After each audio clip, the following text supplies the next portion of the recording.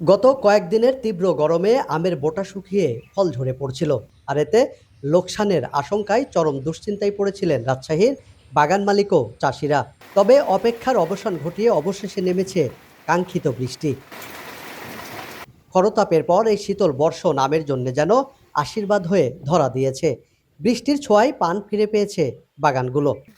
আম বাগানের যত্নে ব্যস্ত সময় পার করার পাশাপাশি নতুন করে আশার আলো দেখছেন চাষিরা।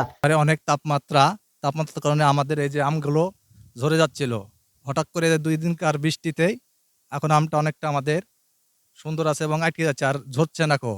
যদি দাম পাই আমাদের এবার মনে করছে একটু বাম্পার ফলন হবে, এটাই আশা করতেছি। একদিনকার খরানি আমার খুব আমের ক্ষতি হচ্ছিল, এখন বৃষ্টি হয় আমার একটু ভালো পজিশনে আছে। চাষিরা বলছেন গাছ থেকে আম ঝরে পড়া রোধে বৃষ্টির পানি ব্যাপক কার্যকর।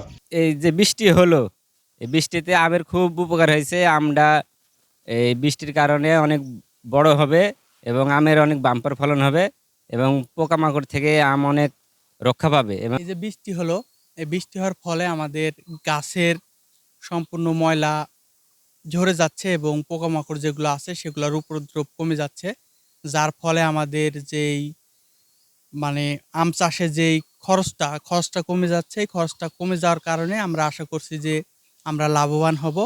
কৃষি বিভাগের মতে অসময়ের এই বৃষ্টি আমের আকার বড় করতে এবং মান বাড়াতে সহায়ক হবে। আবহাওয়া অনুকূলে থাকলে এবার লক্ষ্যমাত্রার চেয়ে বেশি উৎপাদনের আশা করছে দপ্তরটি। আমরা আশা করছি যদি বড় ধরনের কোনো প্রাকৃতিক দুর্যোগ না আসে তাহলে ইনশাআল্লাহ লক্ষ্যমাত্রা অর্জন করতে আমরা সমর্থ হব।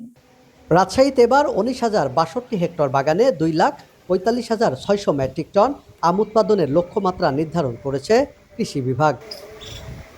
রায়হান ইসলাম, গ্রিন নিউজ, রাজশাহী।